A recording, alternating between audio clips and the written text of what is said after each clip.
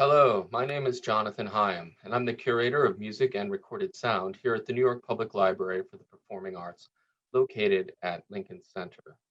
Welcome to Remote Links, a series of videos exploring the life and legacy of composer and artist Maryanne Amacher. The New York Public Library is proud to be home to Maryanne's archive, where it will be available to the public for years to come, free and open access. I'd like to introduce you today to Remote Links as a series that will be hosted by Bill Dietz and Amy Cimini, editors of Maryanne Amacher's selected writings and interviews. I'm thankful to Bill and Amy, Blank Forms, the publisher, as well as the Cervalvis Foundation, whom we partnered with on this series. Thank you and enjoy. Today's guest is Suzanne Kite. Kite is an Oglála Lakota performance artist, visual artist, and composer raised in Southern California. She is a PhD candidate at Concordia University and holds a BFA from CalArts in music composition, as well as an MFA from Bard College's Milton Avery Graduate School. Kite's scholarship and practice highlights contemporary Lakota epistemologies through research creation, computational media, and performance. Recently, Kite has been developing a body interface for movement performances, carbon fiber sculptures, immersive video and sound installations, as well as co-running the experimental electronic imprint Unheard Records. Her essay, Making Kin with Machines, co-authored with Jason Lewis, Noelani Arista, and Archer Pechawisc, appears in the Journal of Design and Science and won the journal's Resisting Reduction essay competition in 2018. Currently, she is a 2019 Pierre, Elliott, Trudeau Foundation Scholar, a 2020 Tulsa Artist Fellow, and a 2020 Women at Sundance and Adobe Fellow. Thank you, Amy. I just wanted to add a little bit more to the introduction because I had the great privilege of introducing Suzanne Kite's master's thesis performance at Bard College years ago in 2017. That makes it all the more exciting for me to be able to welcome her here today. I was thinking about this series, and in a funny way, I wonder a bit if this program isn't, at least in part, about staging a series of missed encounters with Amacher and others, which is to say here in this context that I so heartily wish that the resonance between Maryanne Amacher's critique of the reductive notion of mind implicit in early notions of artificial intelligence and Suzanne Kite's attempt to rethink artificial intelligence as such, according to Lakota epistemologies, is something that the two of them could have excitedly spoken about in person.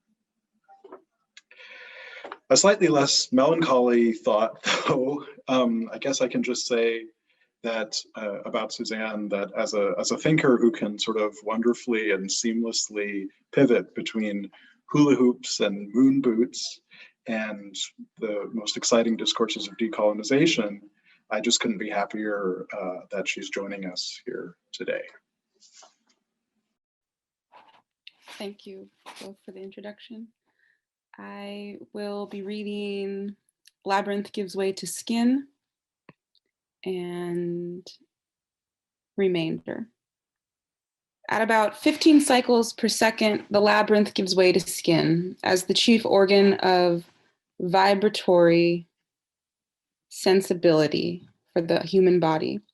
In hearing or receiving sound, knowing, remembering, and recognizing it, an amnesia, probably genetic, seems to let ear predominate. For tonight's performance, sound has been selected from Tone and Place Work 1, concentrating on a part of the work which has been in observing levels of movement in tone that auto-perception is not easily accustomed to receive, manipulate, or act with.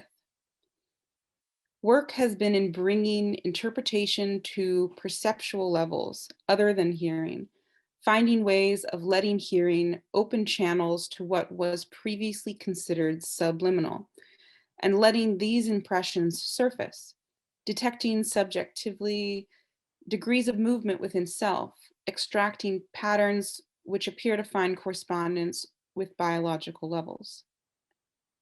Remainder, 18% bracket R bracket bracket D bracket equals an afterimage, also used as a classifier of seeds. At about 15 cycles per second, the labyrinth gives way to skin as the chief organ of vibratory sensibility for the human body. In hearing or receiving sound, knowing, remembering, and recognizing it, and amnesia, probably genetic, seems to let ear predominate. Tone of place, experienced, heard through the skin, detected by unnamed sensibilities, an impression carried in through skin even when not in physical place, having been there a long time, continues, is carried in self, tone around you and with you. Quote, I don't like your tone, end quote. Quote, I like your tone, end quote. Quote, I like the tone of this place, end quote. 9, open bracket V bracket bracket TR bracket equals the pineal body, time. 30, bracket L bracket bracket L bracket bracket X bracket equals the fovea of the retina, amnesia. And the references to Hollis Frampton, a stipulation of terms from Maternal Hopi. So in reading this text, this whole book all the way through, I recognized a similar way of describing the listening body as the, which is brought up in this text a lot about the creation, how one creates new knowledge through the listening body, and that it reminded me very quickly of conversations I've had with my grandfather, Pierre Najim, and he says that when when we discuss the question I've consistently have and still have is, when you write a song, where does it come from? And I read somewhere that I can't actually remember that the way that the old medicine men made songs was, it wasn't listening, it wasn't channeling, it was all those things. It was hearing with the body, hearing with the ears. But when I ask my grandfather where that is located, it's an apparatus that the song comes from a place, and that place is the throat. It's channeled through the throat.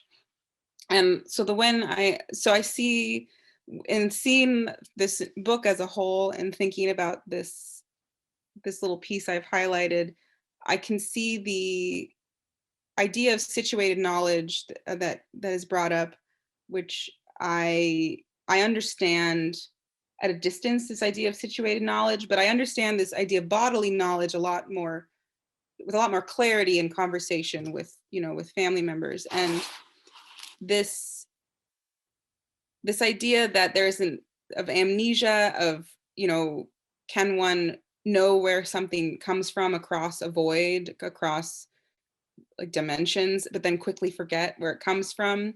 And I think this is what this idea of skin as listening device or ear as listening device starts to bridge in my mind. Yeah, and I like how in the one, there's a very clear difference between one and the other.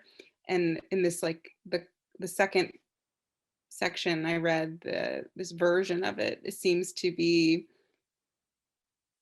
highlighting this the tone of the place. So that's where I understand how the listening body is beyond, it's the room, and the way the room holds the body, and the body holds the ear, and all of these levels. And I kind of, the way I connect that to my understanding of Lakota listening is this, the body is the vessel, and the vessel holds the ghost, and the ghost can hear a language that we can't understand.